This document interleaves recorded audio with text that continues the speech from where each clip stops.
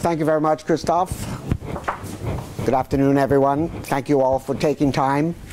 But it's lunchtime anyway. You got to do something at lunchtime. Might as well come here. And it's a great pleasure to be with the CFA here in Zurich. I've actually been lecturing over the last half a dozen years for CFA in many parts of the world, particularly Asia. Ironically, never in New York. I don't know why. Maybe it's too close. And yesterday in Geneva and here in Zurich. This is the last stop for me on a one-month lecture tour in Europe, starting in Italy, and then going to London and here in Switzerland. It's a very special time in my career, as Christoph mentioned, 50 years. In fact, maybe a subtitle of my talk today could be 50, 50, 50. 50 years ago, I built my first model, the one that you've all been subjected to in the CFA, and perhaps have used it in your practitioner times, called the Z-score. Surprising to me, it's still alive and kicking, so to speak. In fact, I'm told by Bloomberg and other software products that it's been used more today than ever before. Mr. Bloomberg is the 13th wealthiest man in the world because of that little terminal that you look at 8 hours a day, some of you. And he tells me that probably more than 5,000 hits a day on Z-score. I only asked him for 1 penny for each hit, but he's very frugal, and I did not succeed. But that's fine, because it's nice that people still see it. And the surprising thing about those 5,000 plus hits a day is that most of the hits are from equity investors and equity analysts, where I would have thought it would be more applicable for debt. Many of them are hitting the Tesla button today, so you may be interested in what the model says about Tesla, and we can mention that. The second 50 is 50 years ago, I got my first job at New York University, and I'm still there. I can't seem to find another job, so I'm still there. And 50 years ago, I got married, and I'm still there. My wife is actually touring your beautiful city today. In fact, we were out touring this morning, seeing the Chagall windows, etc. And I've been to Zurich before, but it's always lovely to come back here, especially with the weather. I tell you, it wasn't too terrific in most of Italy or in London, as you probably have read. So 50, 50, 50. And indeed, there's another 50, but it doesn't concern you or I. When I gave a talk at University of Cranfield in England, they were celebrating their 50th anniversary as well at the management school. But so it's a round number, and it's a nice round number. Today I have really 3 objectives, although I'll only have time really for 2 in terms of the PowerPoint. I gave this similar speech the first time at Cranfield just the end of last week. No, the beginning of this week. It was Monday. And took me 2 hours. But I know we don't have 2 hours together.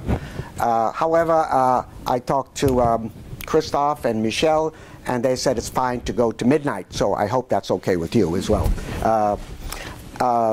The 2 objectives are dealing with one kind of a very quick evolution of the Z model. The reason I like to do that is many people use it and many people abuse it. What I mean by abuse it is they use it as if it was 50 years ago in terms of cutoff scores, in terms of applications, in terms of different sectors to apply it to. Let me get an idea. How many of you have actually used the Z model in your work? At least half. So when you use it, it would be interesting to see if you also abuse it in some way. And I don't mean in too much of a negative way, but sometimes you can get a really strange score when you apply it to an IT company or to a retailer, as opposed to the manufacturing sector that it was built on 50 years ago. And I have other models for retailers. Indeed, the third objective that I won't have time to get to today is dealing with some exciting new work that we are involved in as we speak. Some of you may be familiar with, although it is not well known, I don't think, too much beyond the Italian shores, is that there's a new market in Italy called mini bonds. How many of you have heard of the mini bond sector in Italy? One? Okay, so that proves the point. Well, it started in late 2013. About 300 small and medium-sized firms have come directly to market to issue bonds as an alternative financing to banks. And generally the size of the mini bond sector, mini bond issues are somewhere between 4, 5, and 30 million euros. So mini, meaning small. Mini also relevant to small and medium-sized firms. These firms are relatively unknown outside of their geographic area, and yet they are able to come to market now fairly easily through some encouragement in tax laws and also some encouragement from underwriters who, like a firm that I'm involved with, who get a very nice underwriting fee, and indeed there's trading on the Borsa Italiana for these bonds, just like there's trading on stocks. And we have built a third-party risk and return trade-off model for this market. And we have now moved from Italy to the UK, to Spain, to the Benelux countries, and our objective is next to go to Germany, Austria, and Switzerland, and finally France at least, and then the US, through this firm that I'm involved with called Wiser Funding. I don't have time to talk to you about the details of these models, but take the Z model as a prototype, extend it to the small and medium-sized sector, and to specific industrial sectors in each country. Italy, we have 4 sectors. The UK, we have 8. Spain, we have 5. I'm not even sure about the Benelux countries right now, because we feel very strongly that while the Z model in general is fairly accurate today, 80 to 90% accuracy within 1 year of predicting bankruptcy, there's a type 2 error that I'll talk to you about in a moment. And besides the fact that it is simple, that it is also free, and that's why a lot of people use it. You know, you'll try something that's free. If you don't like it, you get rid of it. Unless, of course, it's on the CFA exam, so you can't easily get rid of it as well. You may say you want to, but you don't necessarily do it. And so the 3 reasons I think it's still alive today: simple, accurate, free. And that has helped its longevity. There are many other models out there for predicting financial distress of companies. Some are very expensive, like the KMV model that's available from Moody's. Some are bespoke models that are built by banks for their own portfolios. In fact, some of you probably work for banks, whether you work in the risk management area or some other area. Your bank, I'm sure, has a scoring system. Indeed, if we look at the history of scoring systems, they go back, qualitative terms, back to the 1800s in the US and probably much earlier in Europe in some form. Then we had the intervention of rating agencies. Moody's in 1909, Standard & Poor's. Anybody here from Standard & Poor's? Good. Another name for Standard & Poor's, poor standards. You probably heard that before. I don't know. But don't tell Standard & Poor's that I said that. And since I'm still retainer to poor standard, I mean Standard & Poor's, we want to keep that a family secret.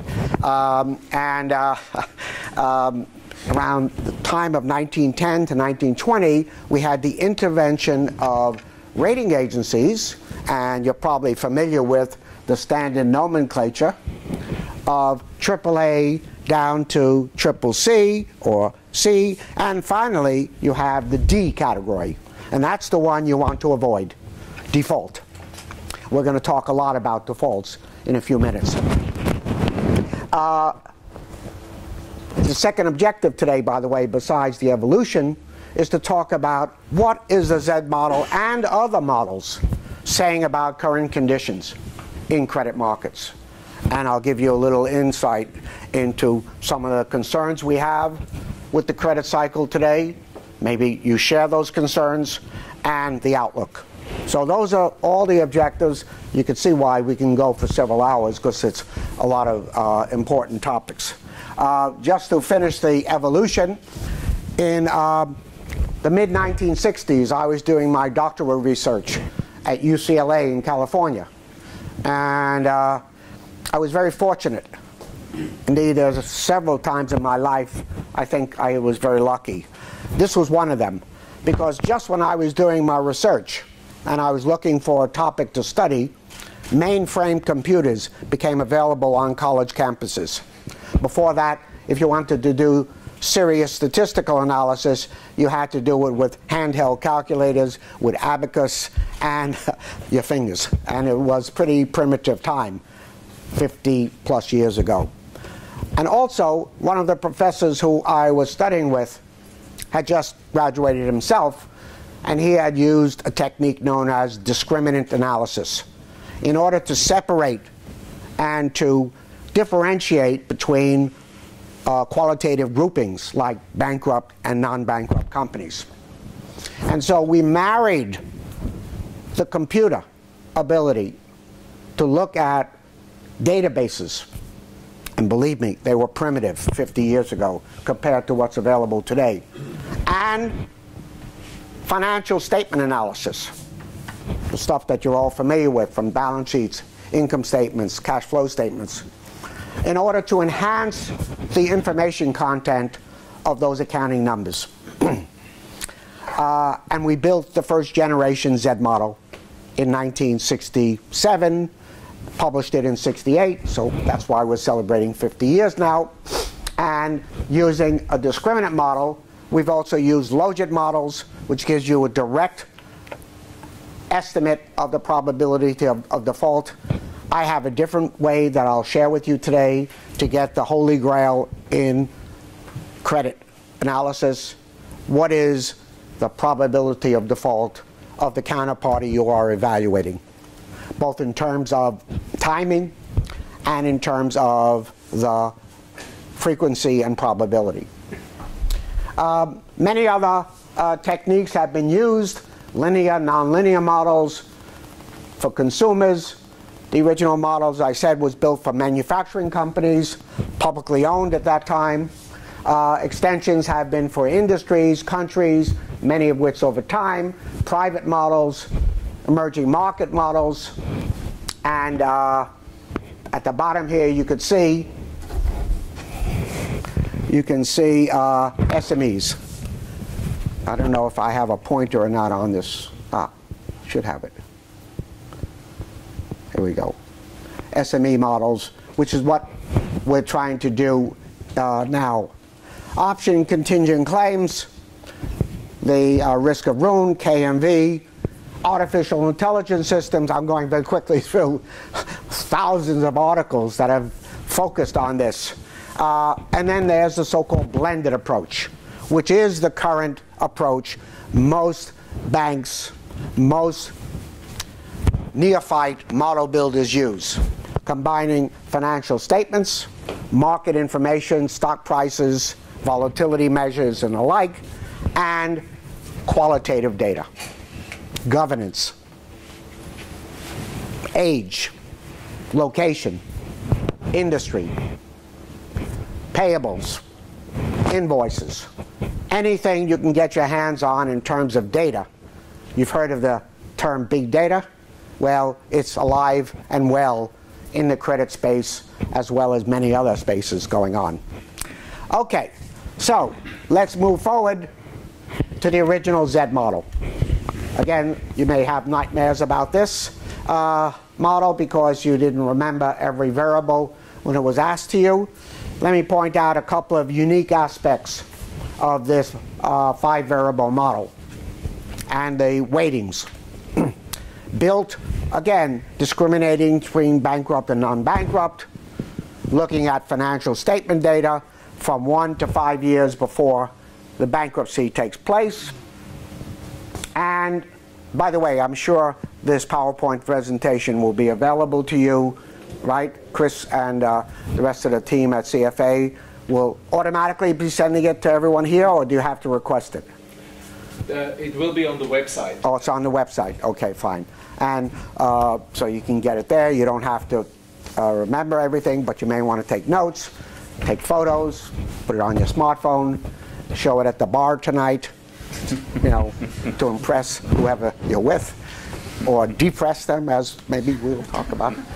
So notice that we've got 5 variables, the 2 unique variables that had never been used before in any type of credit analysis are the second and the 4th variable. The second variable looking at retained earnings, cumulative profitability minus dividends, relative to the size of the company, actually is a very powerful variable. But I'd never seen it before in the literature. Why is it so powerful? Because it looks at cumulative profitability over the life of a company. It looks at dividend policy. It looks at leverage, third-party intervention in the company in terms of financing. And it looks at age of the company and experience of management. All coalesced into one variable. And the 4th variable, we were the first ones to hypothesize that there is an important, highly correlated relationship between the market value of equity and the probability of default of a company.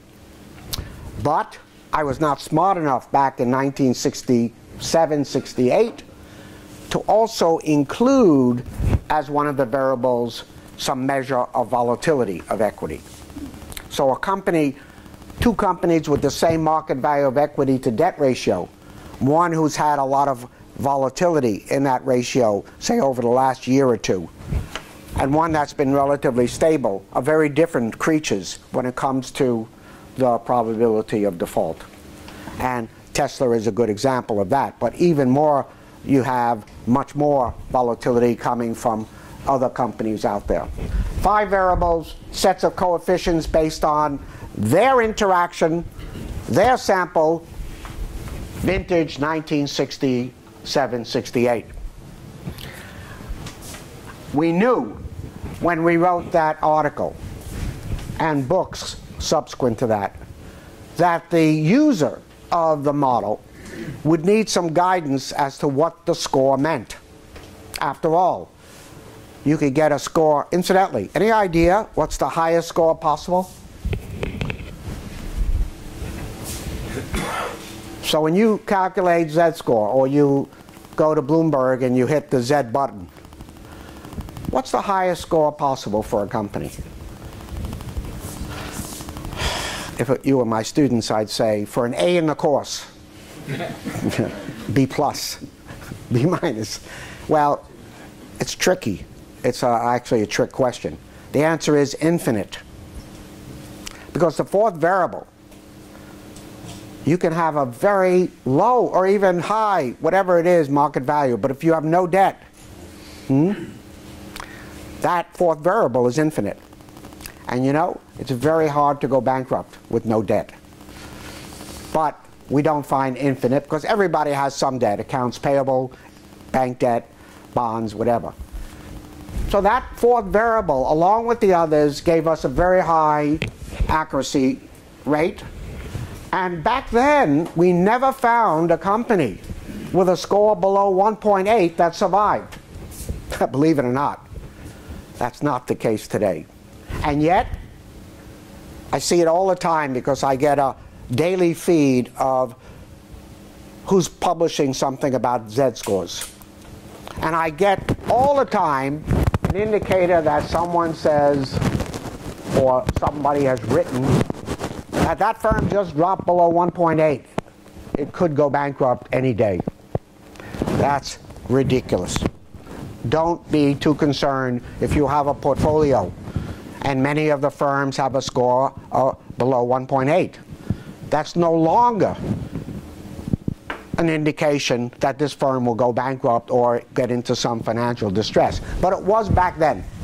And firms above 3 were all considered to be quite safe. And I'll show you a number of applications of these soon. The reason why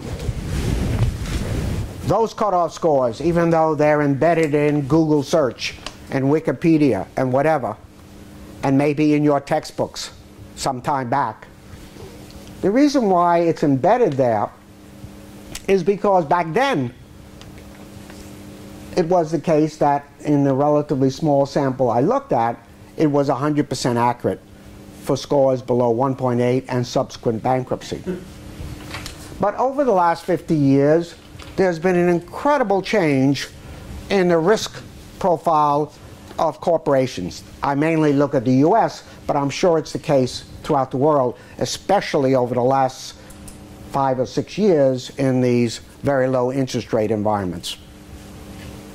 Greater use of leverage. There was no high yield bond market. There was no leverage loan market 50 years ago. And today, those markets are huge. We will show you there's close to $3 trillion outstanding in high yield bonds globally. And probably at least that much in leverage loans, fueled by private equity firms taking over of companies, leveraging up, buying out the old shareholders, and managing the companies. Take a guess how many firms in the United States are owned by private equity firms? Any guess? Not many. What percentage? Nobody really knows. I don't really know for sure. It's a good question, though. Some doctoral person 5%. Probably. How much? 5. 25 is my educated guess. Okay. Percent of companies. Even of the huge mass of small and medium-sized companies? Okay, maybe you're right. Above, say, 50 million in turnover. Okay. Yeah. Somebody actually has written this somewhere in a Forbes study, a Forbes magazine study. I don't know the right answer. I don't think it's 5. I'm not sure it's 25. But it's a significant number. It may be much less in Europe. But believe me, there's lots of money in the private equity firms' portfolios today. And they're looking continuously for potential purchases. And of course, the leverage is used. Global competition. Well, because of global competition, yes, you hear about great successes, but you also know that it's much more difficult to compete. And more and larger bankruptcies. In the United States, over the last 20 years, the number of firms that go bankrupt every year with more than $1 billion in liabilities averages about 15 a year. Some years, really fantastic years, you get 60 or 70 bankruptcies, billion or more in liabilities. You can see of my perverse enthusiasm for bankruptcy. I love bankruptcies. You might say, this guy really is weird. But the thing is, as a scientist, we need data to build our models. So, my wife and I have this tradition of opening up a bottle of fine red wine every time there's a big bankruptcy. And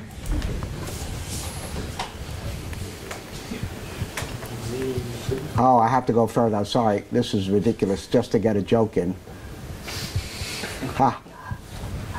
This shows a time series of default rates in the high yield bond market 1991, 01, 02, and 2009, when default rates were over 10% in 1 year, and bankruptcies were very high, my wife and I, we were drunk all the time. It was just a fantastic period. Here's a little known fact. We've been drunk a lot for the last 3 weeks. 3 weeks. Something has changed in the last 3 weeks.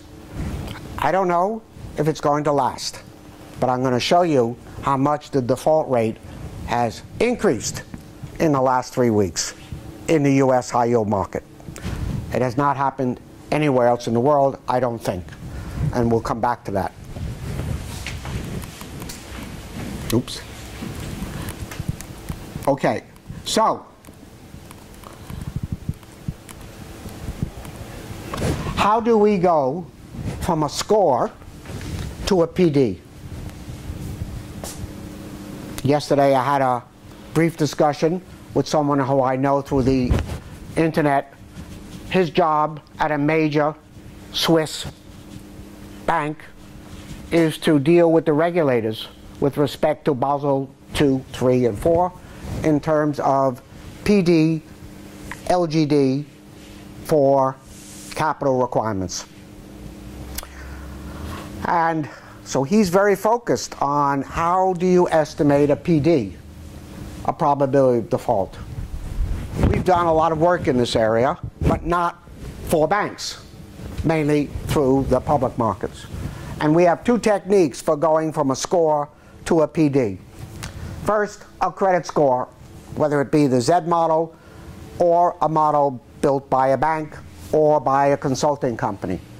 As I said, every bank of any decent size in the world has an internal credit scoring model today. Many of you work for banks that have it. Maybe some of you are in risk management, and so you are familiar with what goes into those models. The second point that we emphasize is to assign a bond rating equivalent to that score. So for example, this shows you the average Z-score, actually it's the median Z-score, by credit rating for AAA down to D. Notice that we combine AAA and AA companies. No longer can we look at a AAA rating class as an individual class. Take a guess. How many AAA companies are left in the United States today? Any guesses? 20. 20? That was 10 years ago, or 20 years ago. 2 is correct. Microsoft and Johnson & Johnson. That's it. From 20 and probably higher. It's a dying breed. I understand there's a small Swiss canton bank somewhere hiding in your country that has a AAA rating. But banks no longer have AAA ratings. Even, Rabobank from the Netherlands has lost it. So AAA is essentially an extinct breed. But notice the average score for a B-rated company. 1.65 in 2017. That was in the distress zone 50 years ago. Do all B companies go bankrupt? I hope not, because the junk bond market would be finished if that was the case. Because Bs are the dominant junk bond. There are more Bs than any other bond rating category in the high yield sector, and second only to triple Bs in terms of all sector. So what do you think the probability is of a B-rated company in the US and probably in Europe also defaulting within 5 years? You probably don't know. But if you are investing in a B-rated company, either it's bonds or it's stock, you should know this. It's part of the ingredients of any risk-return trade-off. And I will show you the answer to that question, at least over the last 40 years. The answer is, how much? 8 to 10. 8 to 10% over 5 years, cumulative. Put a 2 in front of the 8, and you got it. 28% for these. That's what the data shows. And I'll show you that, because we've looked at it very carefully. By the way, you can get these matrices from my website, from Moody's website, from S&P. We do it differently, but we all look at this cumulative default probability phenomena. And the average D today is essentially 0 in terms of Z-score, not 1.8. So a firm with a 1.6 score today, which is from history in the distress zone, is actually similar to a B-rated company.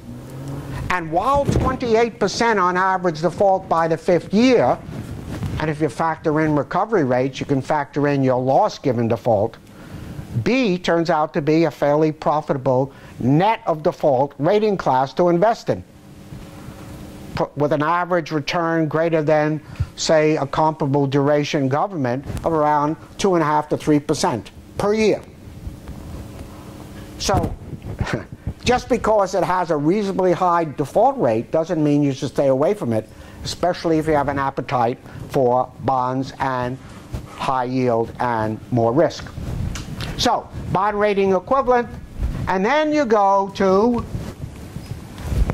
utilizing a technique we developed in 1989 called mortality rates. Just like insurance actuaries, we can look at bonds and loans and estimate the life expectancy of a bond or loan over some period of time after birth. And we look at 1 to 10 years. So for example, what's the average life expectancy of a newborn boy in Zurich today, or Switzerland? I know this is a longer live country than the United States. How much? Above 100. 100 years old? Yeah. I'm moving here tomorrow. It's too late. Too late. Yeah, absolutely right. Sorry about that. I think it's about 80, isn't it? 80. About 80. And the ladies? 103.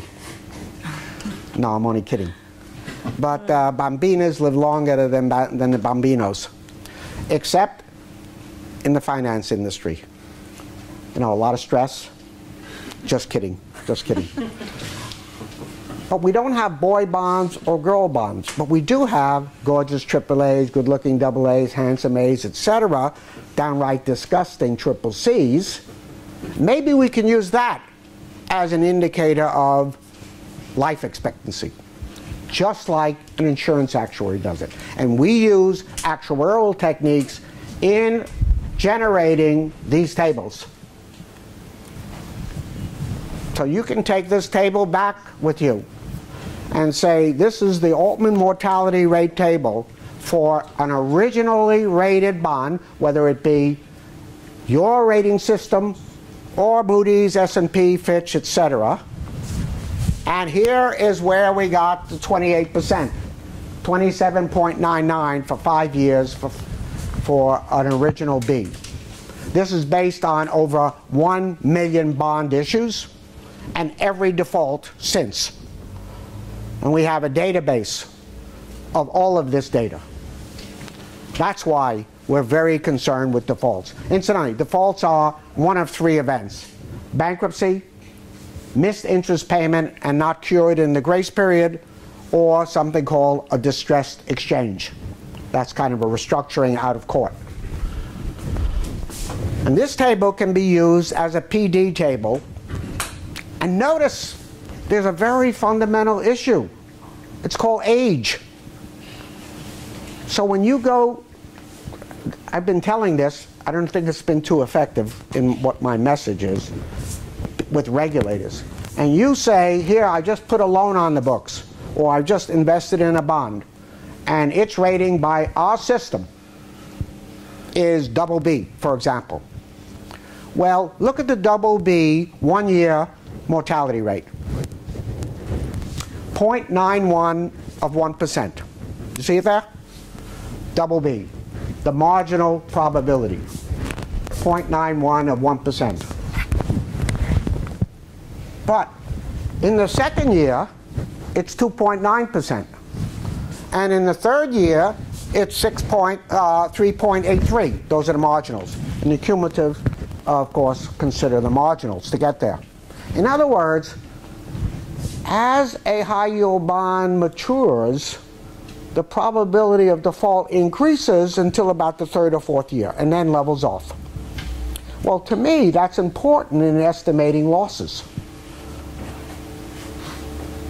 Of course, the one-year PD is not the same as a two-year PD. But most regulators probably don't treat it that way. But I think they should. After all, when you issue a bond or a loan, what happens? You get a pile of cash. So Tesla, last August, issued a high-yield bond. It was oversubscribed by $1 billion. So they raised $2.85 billion last August.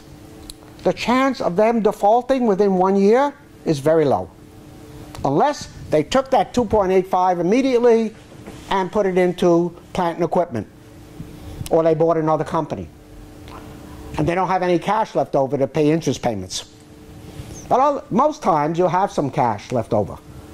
But once you run out of the cash that you generated the bond from, then it's got to be through cash flows of the company or refinancing. And it's the refinancing that oftentimes is the immediate cause of default, when you can no longer go to the market. Okay, so let's move on. We have a similar table for losses. So I can tell you the average investor in a B loses about 20% of their portfolio by the fifth year from defaults. But they've accumulated compounded interest for those 5 years. That overwhelms the 20% loss from defaults. So not only is it a good asset class in general, but we have to also look at reinvestment rates. And that's, of course, quite tricky. So if you expect interest rates to rise, bond prices to fall, that's not all bad news, because the reinvestment rate will be higher. And that should be factored into the analysis. Here, before we end this discussion and go to current conditions, are my laundry list of applications. Left-hand side. These are Z-score applications from analysts from outside the firm, looking into the firm. The most obvious one are lenders, bond investors, stock investors. How many of you have heard of the company or an index called stocks, S-T-O-X-X? You all should have heard, right? You got the stocks 600, the stocks 50, European, like the S&P 500. Well, you can also invest in a stocks index on Z-scores. And if you go to Goldman Sachs, they'll write you a contract, a long-short basket contract on Z-scores. The top 10 Z-score, 10% Z-scores long, the bottom 10% shorts. You don't have to buy each bond or stock, you just buy the basket. And so equity investors are quite interested. Goldman, Nomura, stocks, analysts, regulators, auditors, advisors, M&A, private equity firms. Most large private equity firms have a distressed group. And their objective is to buy distressed companies with a cash flow multiplier greater than 3, and try to pay as little as possible because the firm is known to be in distress. Right-hand side are applications internal to the firm. The management itself can use these models. This is not as well understood by the CFOs of companies, down to the SMEs. To file or not, that's a big decision for a board of directors, whether to go bankrupt or not. Or comparing risk profiles over time. I'll give you one example of each. Industrial sector analysis. And down at the bottom, we've actually worked with CEOs of companies that are in distress and said, what do I have to do as a CEO to move that Z-score from a bankruptcy prediction to a, as high as possible, but certainly out of the D range. And I know as CEOs that have actually used the model in terms of a simulated strategy for turning around the company. So let me give you 2 examples and then move on. To file or not. And there's a little company I'd like to refer to. It's called General Motors. 2005, the Z-score was about 1, triple C plus bond rating equivalent. The actual rating was triple B. And I was arguing this is no longer an investment grade company.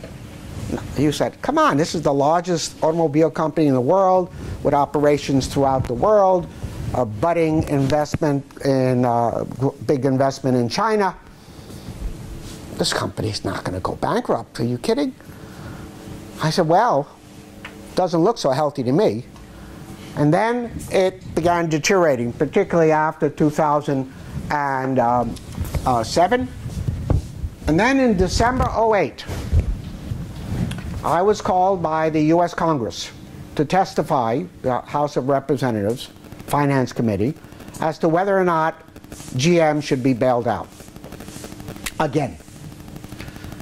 And I was the only one on the panel, along with the CEOs of Ford, GM, and Chrysler, that was saying, no, you should no longer bail out this company. I don't care if it's an American icon or not.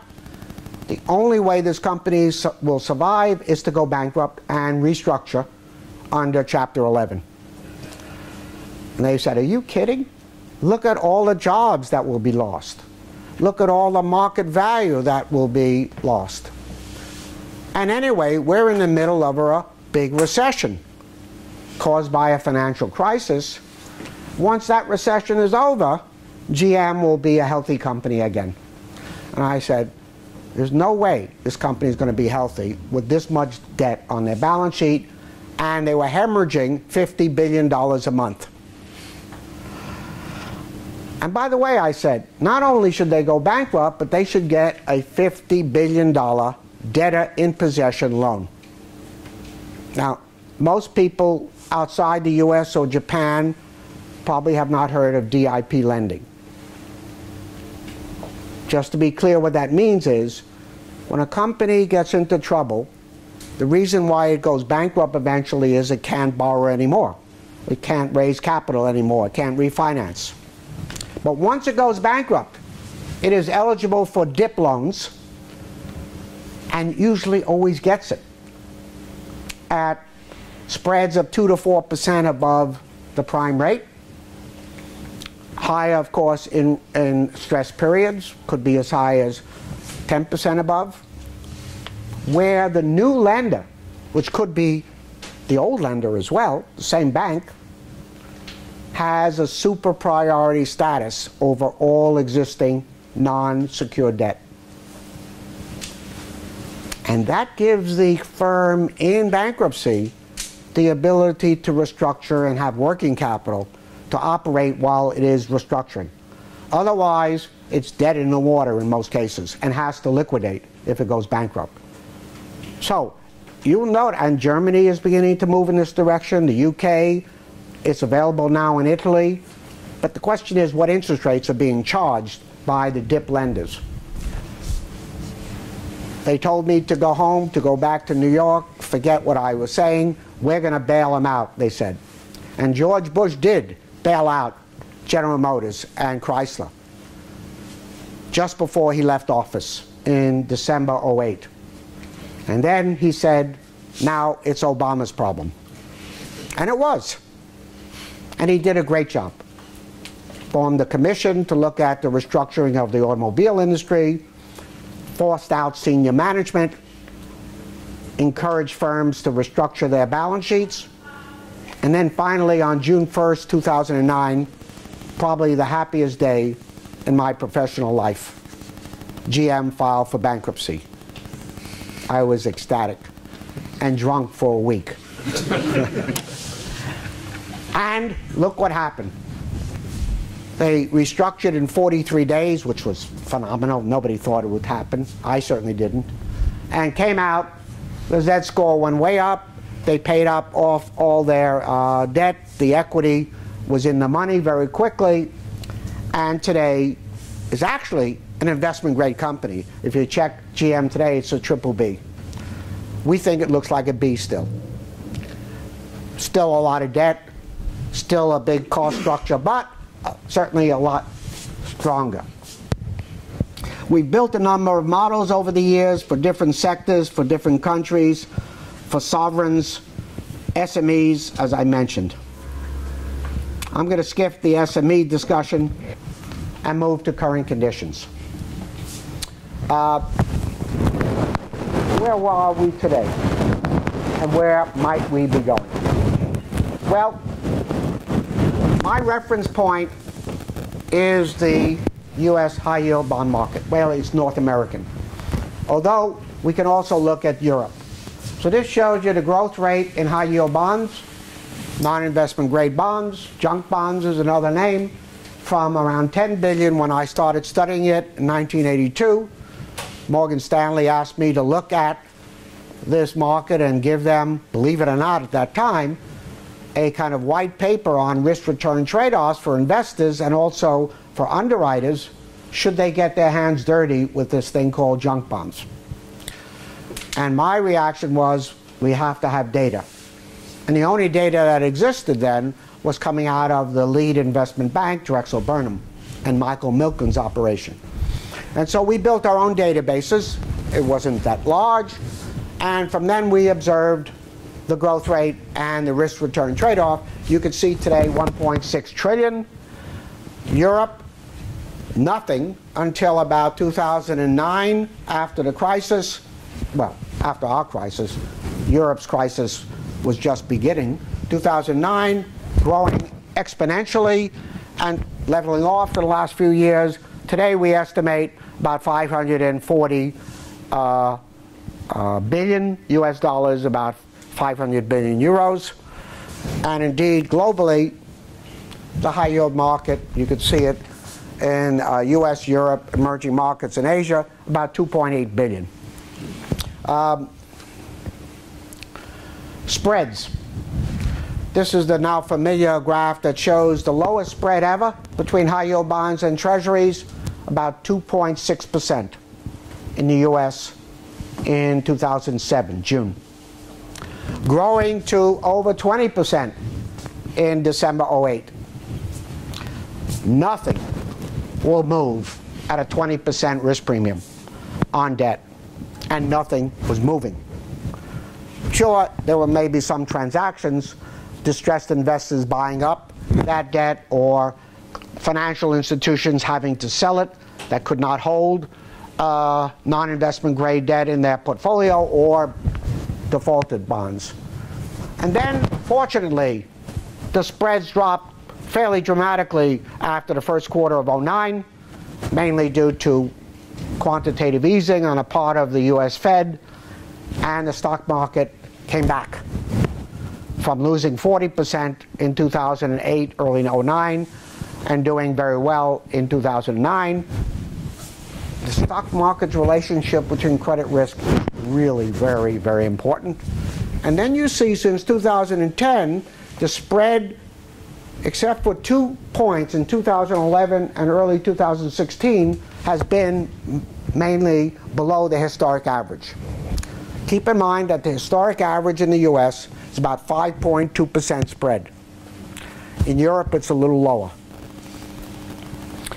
High yield bond average. Today, the spread, well, as of the end of March, when we looked at that, about 400 basis points. It's probably a little higher today as the stock market and the bond markets have suffered somewhat and certainly much more volatile. The spread is one of the things we're going to look at as to whether or not we're still in the benign credit cycle. Default rates.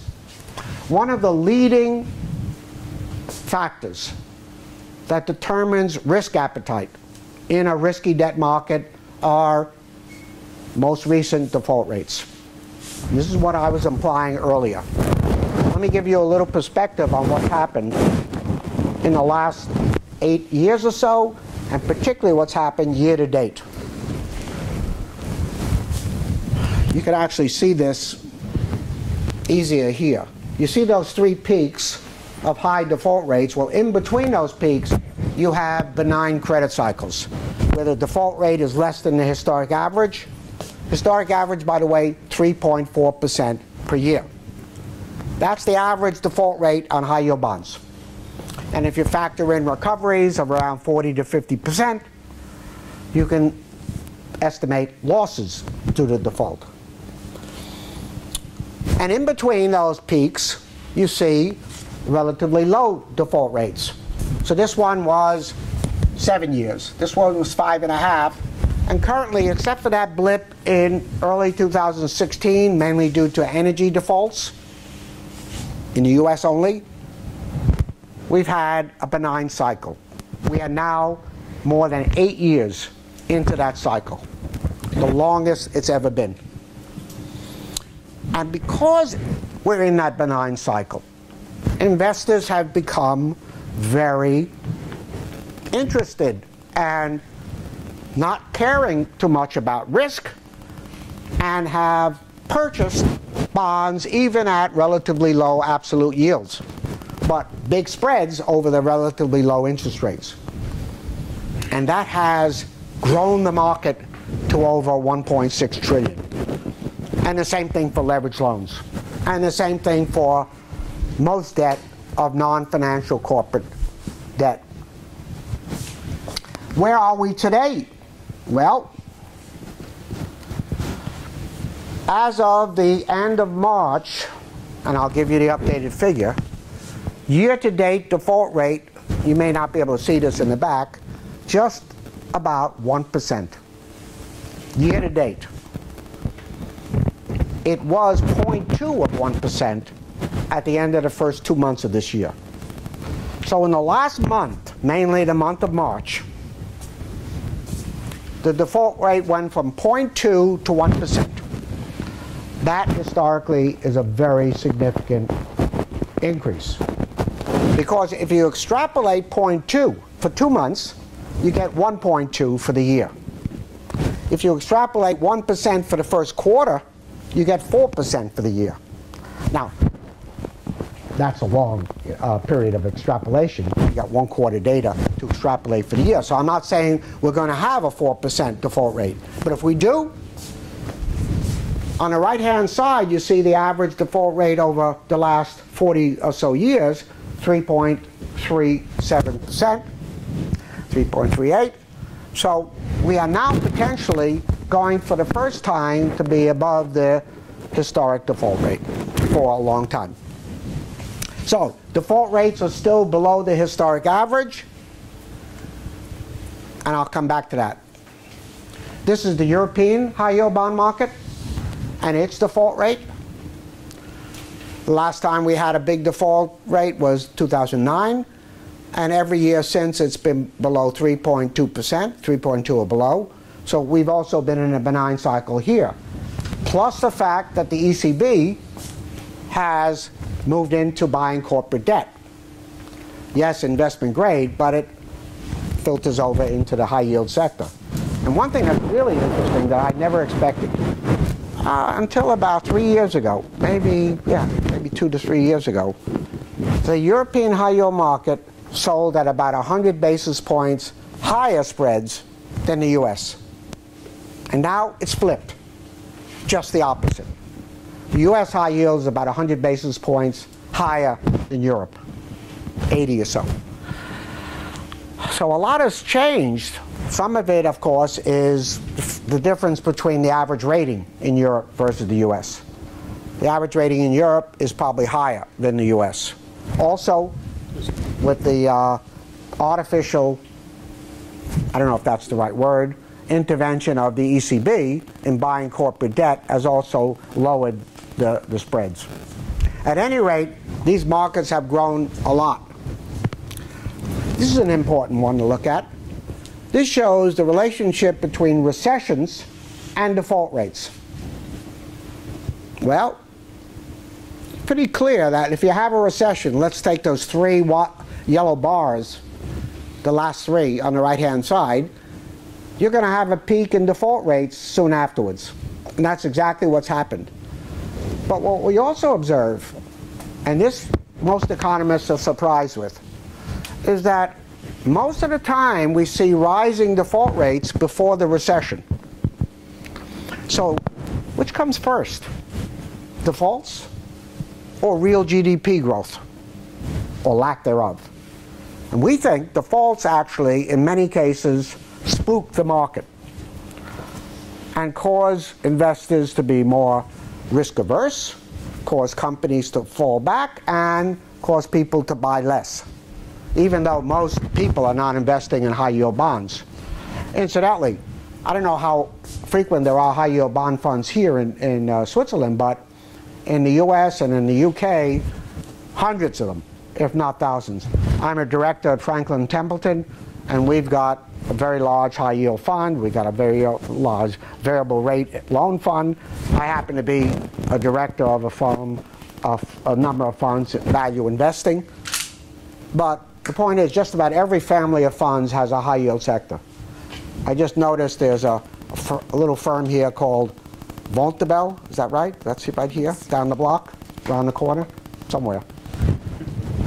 It was somewhere between Chagall and my hotel. And I'm sure they have a high yield fund, and a bunch of them maybe. Okay, so keep this in mind. And in between we have these benign cycle. Recovery rates. Look at this graph. This shows the relationship between default rates and recovery rates on a coincident basis. So the upper left-hand corner, see all those dots up there? They represent different years. And when you got a low default rate, under 2%, invariably, you get a high recovery rate. 50, 60, 65% recoveries on bonds. On loans, 70, 75, 80. That's a nice situation. PD is low, LGD is even lower. But look at those guys out in the upper right-hand, in the right-hand corner. Those are years with 10% or more default rates and recovery rates between 25 and 35%. So it's a double whammy. And the regulators finally have woken up to that. So we were not very popular with bankers when we published these results in 2003, and then actually in an academic journal 2005, because that means that stress tests become important. You can't just take the average over time and say, I'm going to recover 40 cents on the dollar. The average PD is 3%. Therefore, the average loss rate is 1.8% or something in that range. There's a lot of slides here. You'll see it between Euro high yield and US high yield. I just want to point out one thing and then move on. The right-hand corner shows the compound annual growth rate in returns over various periods of time if you had invested in Euro high yield or US high yield. Notice they're very similar. Somewhere between 8% and 9% compounded, depending on the year. And even more interesting is the bottom part. It shows the correlation between Euro and US high yield, about 0.9. And you remember from your statistics, 0.9 is very high. Perfect, of course, is 1. And this you can see that even more carefully. The upper graph here shows annual returns, Euro and US. And that's that 0.9 correlation over time. Is the benign credit cycle over? Answer, no. I'm convinced we're still in a benign credit cycle. Notwithstanding, I've got a lot of concerns, which I'll share with you. First, why are we not out of the benign credit cycle? In 2016, if you had read my work and heard my forecast, I was saying the game is in extra time, whether it's soccer or baseball, extra innings. and the benign cycle is coming to an end. Well, I was wrong. It's still extra time, and it's 2 years later. A lot of things happened. But in 2016, you remember what was going on? First of all, financial markets, the spread of high yield over treasuries was 800, 900, way above the historic average. China was reporting problems in its growth rate. Oil prices were $30 to $35 a barrel. And people were talking about recessions in a couple of big countries. And of course, Europe was not in any great shape either. But we all survived very nicely with a tremendous outpouring of liquidity from central banks in the US, in Europe, Japan, China. All of them at the same time pumped enormous amount of liquidity into the system, and it worked. Also, the price of oil started going up nicely. And so, you know, it may sound strange to you. It does to me a little bit. Why is there such a high correlation between the stock market and the price of oil? You would think that a high price of oil impacts many companies negatively, right? It's a higher cost of goods sold. It doesn't work that way. Yes, oil companies suffer with low oil prices and prosper with higher ones. That's pretty obvious. But why should the average company do better, its stock price, when the oil is going up? I don't understand that too much, except that maybe it has something to do with the fact that investors in general in the equity markets are more buoyant with higher oil prices. And that spreads even to firms like airlines. You know, that price of oil is really critical. Default rates, no, we're not out of the benign cycle. Our forecast for the default rate is around 2.5% for 2018. Still below the historic average. But I'm watching the default rate very carefully since the last 3 weeks. And if I was here a month from now, we could see whether or not that increasing trend continues. I encourage you, if you're interested in debt markets, to watch the default rate both in Europe and the United States. Recovery rates. The average recovery rate in the United States this year, year to date, is 56.7%. That's pretty benign. The average is between 40 and 45. Still a high recovery, low default. Yields, I showed you before, about 400 over. And liquidity. Massive liquidity out there. Now, how do you measure liquidity? It's one of the toughest things in research. And it's tough for you folks in your practice. We kind of know what it is, but to forecast it, to actually measure it, is not easy. So the way I look at it, maybe it's pretty simplistic. How much new debt is being available for the most risky companies? And I look at triple Cs. Guess what the percentage of triple C new high yield debt was in 2007? 38%. 38% of all high yield bonds were triple Cs. I don't know if you look carefully at that mortality rate table, but the probability of default of a triple C company 5 years is close to 50%. 1 out of every 2 on average fails within 5 years. And yet the money poured in. Of course, the average portfolio manager says, I'll get out before it really gets bad. Or I've got a superior default prediction model. The average, I'm above average. So every portfolio manager is above average. You've probably heard that one before too. Just like every kid in some school district is above average. And that's why that school district is so attractive for parents.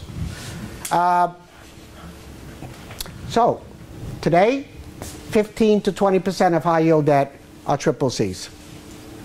Historically, it's high, but not that high.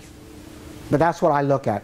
So liquidity is still saying we're in the benign cycle. But here's my concerns about the benign cycle. This graph, I think, is really important. And you maybe have seen parts of it before. The blue line represents, this is global now, not just US, non-financial corporate debt as a percent of GDP. So it's kind of like a debt to cash flow ratio for the world. Or you could break it down by country or by sector or whatever. So notice that the blue line has had 3 peaks. Here in 1991, again in 01, and again in 08, early 08. And the dotted line, red dotted line, represents default rates. So every time we've had a peak in non-financial debt, within 1 year we've had a peak in default rates. And now look at where we are today. Looks like another peak to me. Maybe it's not a peak, it's actually going to grow more. But you can see, as of the end of 2017 anyway, it's pretty high relative to history. But the default rate is down here. So we haven't seen it yet, a peak in defaults. That's why we're focused on what's happening recently. And by the way, this recent increase in defaults, it's across the board. It's not just oil companies. The biggest one is a firm called iHeart. Probably never heard of it. Publishing, broadcasting. 25 billion in debt. 9 billion in high yield bonds. Leveraged loans, I don't know how much. That was the biggest one. But there are others. Retail, healthcare, chemicals. It's not just oil companies like it was in 2016. But it's only 1 month of data. So keep tuned for the next couple of months to see if it's a trend or not. So that relationship is pretty spooky for what's happening. The good news, however, every time we've had a peak in default rates, it was just after a peak in recession. So what's the likelihood of a recession next year in the US? Most economists say it's pretty low. 10 to 15% probability. So, you can breathe easy. But you know, I'll bet those forecasts of recession will change if the stock market craters another 10%. You know, those macroeconomic models are very sensitive to financial markets, some of them. I think the better ones. So keep your eye on financial markets. Now we're in a very volatile situation. They haven't dropped as much as they could. And of course, interest rates. So most of us thought the 10-year Treasury would go to 3.5% by the end of this year. I don't know if it's going to happen. Not because the Fed is going to change their policy of rising interest rates maybe another 2 or 3 times, but because every time we've seen spookiness in the financial markets, the Fed backs off on raising interest rates. No longer is fighting inflation the #1 objective of central banks. And it used to be, you know, everything in Europe. It no longer is. This is really spooky too. This shows the relationship between these 4 sectors and GDP over the last 20 years. So, 1997, 2007, 2017. Non-financial corporate debt was 64%. That doesn't mean too much to me, to you probably, but look at the impact of low interest rates. It was 64%. It is now 92% of GDP. Government, it was 58. It's now 87. Financial sector, okay, it's backed off a bit to 80%, but it's still a lot more than 53% 20 years ago. And households. Combine all four of them, you're talking about an enormous increase in global debt. And it's not just the US. It's China, it's Europe, it's emerging markets.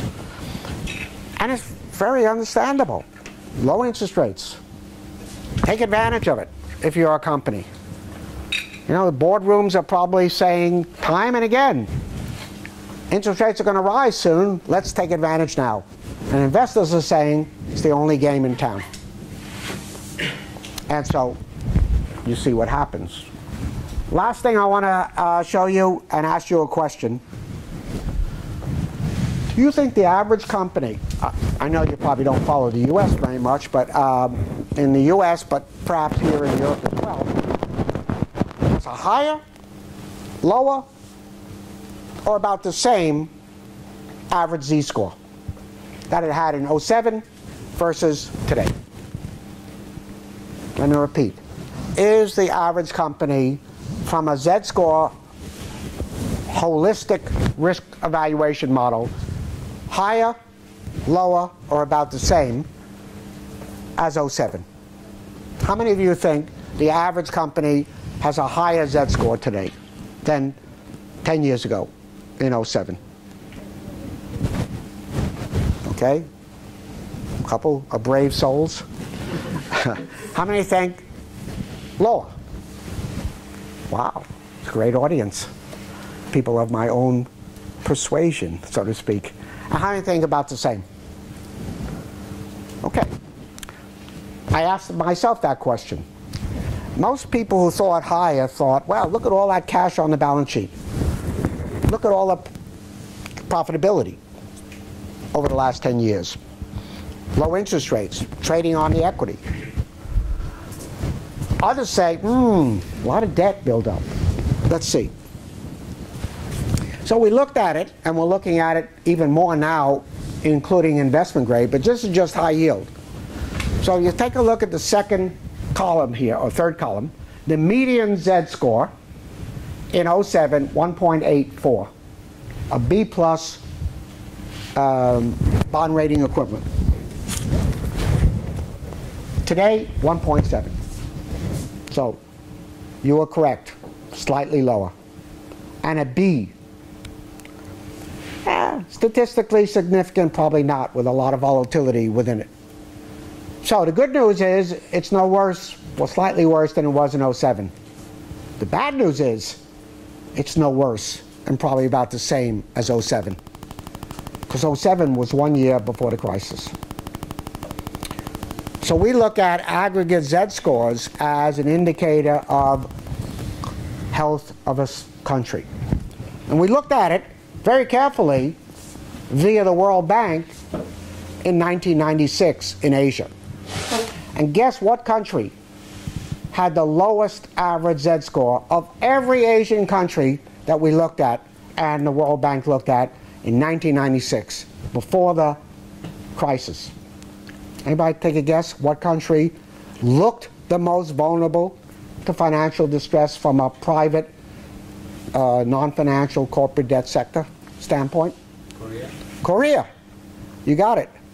Who said that? Okay, if you're my student, I say put it. Manager fund by the way. Sorry?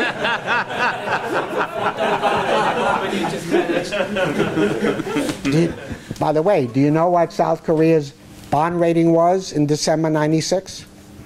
AA minus.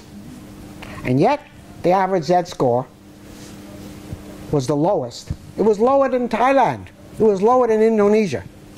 6 months later, double B minus. And 1 year later, was bailed out by the IMF. So, you can be misled by growth rates, because it had been growing at 10% a year, GDP, for about a decade. You know, big teeth, Asian tigers. So I'd like to leave you with this benign credit cycle still with us. I don't think it's going to last too much longer, and I don't think it's going to be a crisis unless we have a recession. And if it is, it could be a doozy because of all the debt that's been built up. With that, thank you very much for your patience. Sorry I went over a little bit, and it's just about lunchtime, I guess. But if there are any questions, I'll take 20. No, I'm only kidding. I don't want a heart attack for this guy. But we're probably out of time for lunch coming on. But if you want to have 1 or 2 questions. Maybe we can do 2 or 3 questions. Oh, yeah, 1, 2, or 3. Are there any at this point? Lunch is in the wings. That's you know, it would be even worse if there are drinks. Yes, sir. I mean, you mentioned the benign credit environment. And not to criticize, but last time you were a little bit early saying, hey, holding up the finger as a warning sign. Yeah. You mean in 2016? What's your best educated guess in terms of probability that we won't see anything like that happen or a recession happening the next 2 years? 2 years is tough. Let me start with 1. I'd say less than 20% chance of any real crisis in a year in credit markets. Maybe even 10%. 2 years is a long time. A lot can happen in 2 years. A lot can happen in a day. I mean, here's my concern. If you've got a lot of these, I'll show you this one slide. Major risk going forward. And if 2 or 3 of them happen more or less at the same time, we're in trouble. Yeah, global, you know, one country going down, but the other staying healthy, okay. Oil prices. If oil prices go back to $40, I think we're in trouble. Incidentally, they spiked, was it yesterday or today, with the Syrian problem, with Saudi Arabia situation, bombing in Riyadh. So if anything, prices are going up. Interest rates, inflation, liquidity, sovereign debt, and then, of course, the geopolitical. So I'm worried about 2 or 3 happening because most of this is already discounted in the market. Not all of it. So the answer is yes, I was premature, so to speak, with respect to doom and gloom in February 2016. I didn't say the cycle was over, but I said it was about to be over. And then I had to backtrack. I'll admit it. Any other questions? Yes, sir. Where do you see the credit research going in the next 50 years? Oh, God. I said I couldn't do 2. Now he wants 50. Yeah. Well, I think there's going to be one thing that's happened, I haven't even mentioned it, is the substitution of non-bank lenders. And it's getting to be pretty important in China and the US, and even in some parts of Europe. So more and more of that. Unregulated, non-bank lenders over the internet, but that's mainly for small and medium-sized companies. And so more and more debt until we have a crisis and liquidity problems. Credit markets, I think, will always be with us as important. Very disturbing trend out there is how little growth, in fact, how much non-growth there is in the equity markets. I think I saw some statistics, so I haven't actually done it myself, that while the debt ratios are going up on companies, the amount of equity outstanding has dropped almost by 50% in terms of market value. Book value. Market value probably has still gone down, but not as much. So the debt-equity ratio is skyrocketing. We've got to come back to the equity markets. Some of that, of course, is private equity, taking those companies out of the equity markets that's causing it. I haven't really thought too much about 50 years, frankly. I won't be alive. You probably won't be alive. So why are you interested? But you might be. You live in Switzerland. You might be. Okay. Thank you very much.